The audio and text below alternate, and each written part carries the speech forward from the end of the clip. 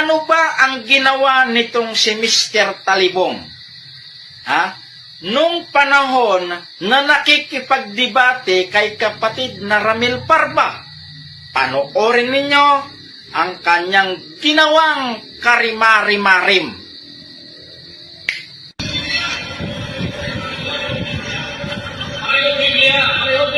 Mario, confraternity. Di ba to? Primato Spellman. Primato Spellman. Confraternity version. Confraternity, parehong kolor. Pero sa Mateo 16-18, lalo tayo ang papel, di ba to? Yan yun. I will say, I found this out, I will build my holy Catholic.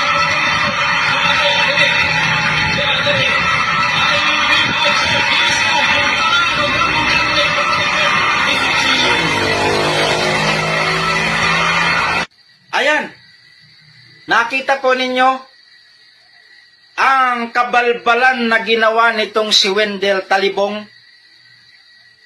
Kaya nga nabagsagan itong Talibong version eh. Yon ang version ng mga kaanib ni Felix Manalo, mga kapatid, na di talaga maka-move on. At ipakita natin sino ka ba tunay na nandaya. Ito'y ayaw makita ng mga INC, no? Tandaan ninyo na totoo may perehong version na confraternity. Totoo na may confraternity. Pero sa kanila walang mabasa. Hindi ibig sabihin na wala talagang nag-exist na ganyan. Pakita pa natin ang ibang mabasa sa confraternity na may Catholic. Siguro wala sila.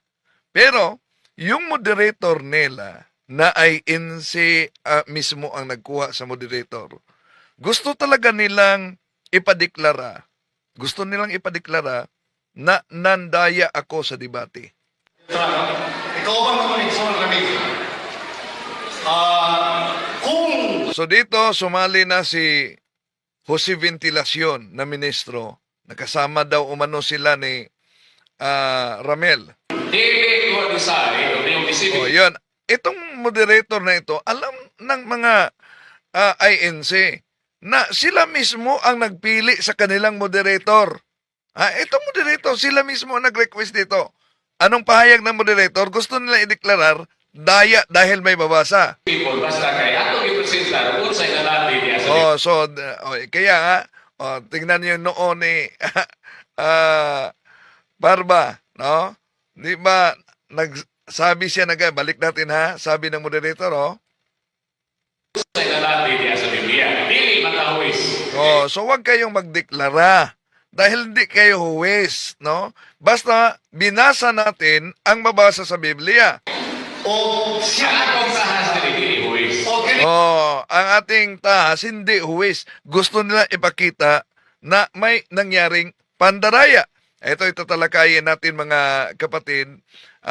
Pagpatuloy natin si RMG Aguila na kaanib sa iglesyang Tatag ni Felix Manalo. Samahan niyo ako. Kasi umalingan, pag palaging inulit-ulit ay magmukha talagang katuhanan para sa ating mga kapatid na kulang ang kaalaman. Ang pagkadaya ay maranasan sa iba't ibang paraan. Pero napakasakit pag madaya tayo sa pananampalataya. Dahil nanganib pati ang ating kaluluwa. Viva Cristo Rey! Pro Dio et Ecclesia! Kumusta sa lahat nating mga kapatid na sumusubaybay sa ating live streaming? O na mga kapatid, may nabasa, may desisyon ang moderator. Pero sila gustong ipadeklara na daya dahil binago daw umano yung papel sa confraternity, sabi ng mga ministro. Pero may desisyon ang kanilang moderator mismo. Pero sino ba ang totoong nandaya? Bakit?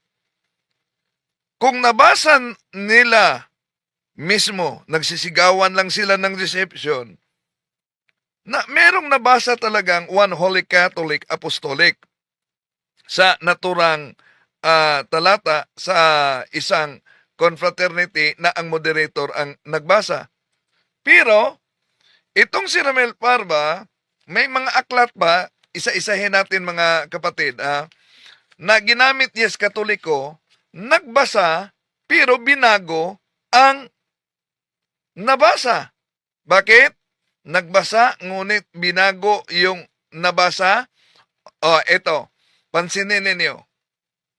Pero ang mastermind, at tugari sa inyong libro, gusto na ko, they altogether fantastic to say that the remote beginning, they altogether fantastic to say that the remote beginning. Napansin ninyo, they all fantastic to say that the remote beginning, Gusto na ko, they altogether fantastic to say that the remote beginning, they altogether fantastic to say that the remote beginning of the Catholic Church go back to the horrible day when Lucifer, yung yawa, flung against heaven. okay, yan. Binasa niya, pero may binago. Pakita natin ha. Ito ang nakasulat mga kapatid. Paano binasa ni Parba? Ito. Pakinggan. Pero ang mastermind, at tugari sa inyong libro, gusto na ko, they altogether fantastic to say that the remote beginning, they altogether fantastic to say that the remote beginning. Napansin nyo ba? They all fantastic to say. They all fantastic to say that the remote beginnings of the Catholic Church, anong tinanggal niya? It is not altogether fantastic to say. Napansin nyo ba? Ngayon, sino ang nandaya nito? Ang nakasulat sa aklat na how did the Catholic Church start? By Daniel Lord, it is not altogether fantastic to say. So, yun pero paano binasa ni Parba dito para mapagtakpan lang mga kapatid? Ito. At tugari sa inyong libro, gusto na ko, they altogether fantastic to say that the remote beginning, they altogether fantastic to say that the remote beginning of the Catholic Church go back to the horrible day when Lucifer, yung yawa, flung against heaven. Yan. So, diyan makita ninyo paano niya binago ang nakasulat. They all fantastic to say. Balik natin Pero ang mastermind, at tugari sa inyong libro, gusto na ko, they altogether fantastic to say that the remote beginning, they altogether fantastic to say that the remote beginning. Asan ba dyan ang they all together fantastic to say? Nakita nyo ba sa nakasulat na aklat? It is not altogether fantastic to say.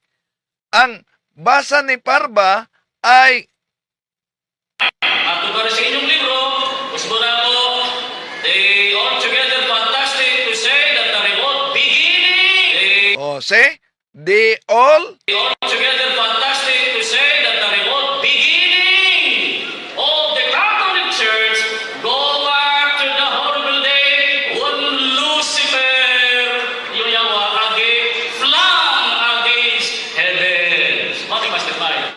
mag-ingat talaga mga kapatid. Matagal na nila itong ginagawa. No? Na yung mga aklat Katoliko ay binabago nila. Kaya, parang nawala na sila nung nabasa at nabasa mismo ng moderator at gusto nilang ipadeklara na daya dahil may nabasa. No? Pero, ang moderator na sila mismo ang nagpili, dito, pati na si ventilasyon, parang uminit na ang kaniyang katawan dito, sumali kahit hindi kasali. Ikaw ba makunig sa mga Ramil? Kasama umano sila ni Ramel. Kung David was side of the Oh, sabi ng moderator, sila mismo ang nagpili sa naturang moderator. Ang INC. Oh, ang nagpili nito. Pero anong sabi ng moderator? specific people, basta kay ato gipresenta, kung sa natin, Oh, so di kayo mag-decide. Ito ang iniwasan nila. Di kayo mag-decide. Basta ipinakita natin kung ano ang nasa mabasa. dili matawis. Oh, hindi tayo huwes. O siya Ang akong tahas dili huy. Oh, at ito, pilit talagang ini-insist dito ni ventilasyon dahil para mapagtakpan talaga yung matagal nilang gagawa na may mabasa pala. o kinimbungan niya, Mr. Moderator, o giyang kinimbungan kining audience, yan ang problema na nga din naman ang problema. Oh, so, dinaya daw umano ang audience, kaya problema na daw sa akin, hindi na daw ito problema nila. Ang amo, ipalutaw din sa audience, Oh, ang gusto niyang ipalitaw daw umano sa audience nga kinimbungan na kining audience, mo nga sa among pagtinto, na dinaya ang audience among igatullo, sa kanyang pagtindig, kanya umanong tinoro, bakit kaya ito si ventilasyon na kisali? Na hindi naman siya kasali sa debate. Di ba? Alam ng mga INC yan. Kami lang ni Parba ang kadebate dito. Pero giniit niya. Gusto niyang ideklara ng moderator. At ito ang ayaw nilang ipakita. yung paglibog. Oh, sa kanyang pagtindig, kanila daw itinuturo ang aking deception. So, sa akong side, Brad, no? Di ko kung inon ako sa akong side ng ilibungan. So, it might be Oh, so sabi ng moderator, sila mismo ang nagpili sa moderator na ito ay sa aking side, hindi ko sasabihin na nandaya. Sa inyo lang yan. natin ng liyan gamit. Pero as a moderator, I will not comment whether it is a lingkong or not, but the verse of the scripture was read, so depende na nasa interpretation sa namin. Ito ang ayaw nilang ipakita, mga kapatid. May nabasa ang kanilang pinagdikdikan dahil nabasa, daya yan. Wala kasi, di kasi mabasa sa kanilang dalang Biblia. Okay. Sa isang confraternity version, ito, confraternity version din to. Oh. Kung tingnan natin mga kapatid, meron ding bahagi, di ko muna pangalanan ang banggitin kung anong verse, baka meron pang susunod na debate. Ano ang kanilang sabi na daya? Dahil iba daw ang confraternity version na dala ko. Oh, yon. Yon ang kanilang ginawa. Printed lang daw umano yan. At yon ang genuine na confraternity version. So, kung may mabasa, ibig sabihin, daya na. At yung akusasyon na daya na, ay nasa kanila mismo yan mga kapatid, na paano patunayan na ako mismo ang nagprenta na yan, na wala naman silang sariling Biblia. Pagkatapos, ito ang pinalitaw nila para magmukhang daya talaga. O, ito ang ipinakita sa kanilang TV screen. O, nakita nyo ba sa TV screen? Pero yung binasa ng moderator dito, ito ang binasa ng moderator na gusto nilang ipadeklara na daya. At kung meron kayong kopya sa naturang Biblia, sa iba kasi na confraternity, eto, sa Daniel 2:44 may mabasa dito na the kingdom of Christ, which is the Catholic Church, which cannot be destroyed. Hindi ito mabasa sa ibang confraternity. Pero dahil mabasa sa iba, hindi ibig sabihin daya na. ito din sa awit, Salmo, the Catholic Church, the cities of Judah, her places of worship shall be established throughout the world. Hindi ito mabasa sa ibang confraternity. Di ibig sabihin, daya na. Okay. Di lang yan. Ito pa. The law of God forbade sacrifices to be offered in any other place but at the tabernacle or the temple of the Lord, to signify that no sacrifice would be acceptable to God out of His true temple, the one holy Catholic Apostolic Church. Dito mabasa, eto, pakita ko pala. Eto, di ito mabasa mga kapatid sa ibang salin. O, ayan.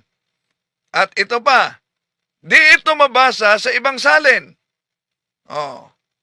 So, ngayon, dahil di yan mabasa sa ibang salin na confraternity, ito, out of the true temple, the one holy Catholic Apostolic Roman Church. Hindi ibig sabihin na sarili kong pagprenta yan. Wala naman silang sariling Biblia.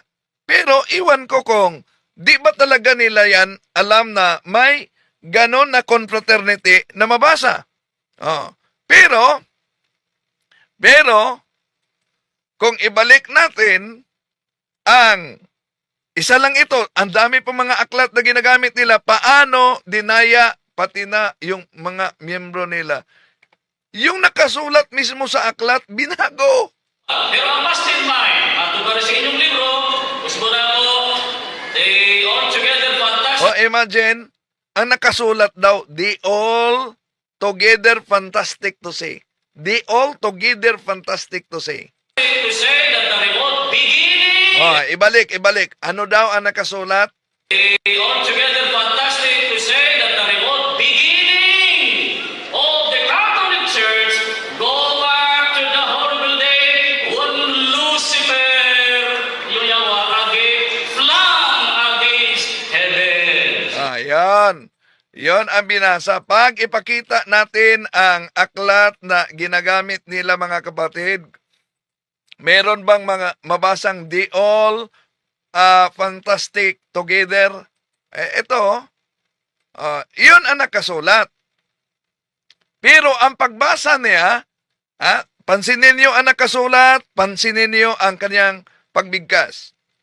Ito. Pero ang mastermind, tungkol sa inyong libro, gusto na ako, they all together fantastic to say that the remote beginning, they all together fantastic to say that the remote beginning of the Catholic Church go back to the horrible day when Lucifer, yung yawa, flam against heaven. Okay, mastermind.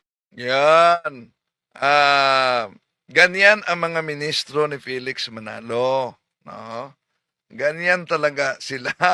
Kaya, yan, ang gusto nilang idiin na pinalitan. So, di patunayan nila na pinalitan ko talaga.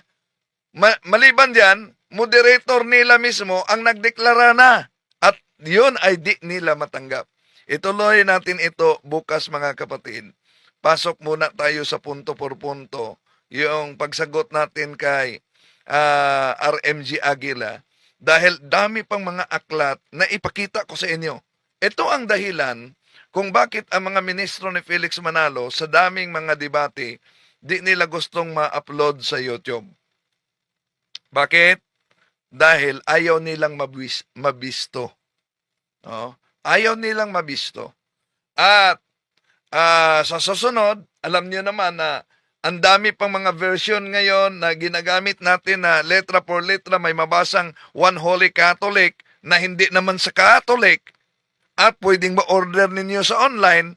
Yon ang siguro di alam ng mga ministro. Pero ngayon na palagi na natin ginagamit yan, posible na meron na din silang kopya dahil meron silang researcher. Di po ba pinakita na natin? Ngayon, kung may mabasa na One Holy Catholic kahit sa ibang version, anong sasabihin nila? Talibong version na naman yan. E di mag-order kayo sa online. Okay. So, sa pagkakataong ito, mga kapatid, pero napansin ninyo, grabe talaga, no? Grabe talaga mag-magic kahit sa mga nakasulat. At ipakita ko ito, isa-isa mga kapatid, yung mga pinagmamagic nila ng mga aklat katoliko. Dahil nagiging epektibo din ito. Bakit nagiging epektibo? Daming mga inosinting katoliko ang natangay sa grupong tatag lamang ni Felix Manalo. Okay? So, sa susunod, kung meron challenge sila na pakipagdebate, dahil kahit na si Michael Sandoval, di ba?